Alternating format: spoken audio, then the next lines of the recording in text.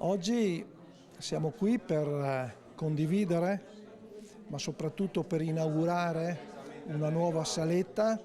ma soprattutto per una donazione che è stata fatta dalla LILT per condividere assieme un percorso e soprattutto per mettere nelle condizioni le donne che passeranno in questa struttura di poter affrontare meglio le difficoltà che sappiamo possono incontrare. E allora ancora una volta, attraverso il pubblico, Dipartimento, ASUIT, ma il mondo del volontariato rappresentato da LILT,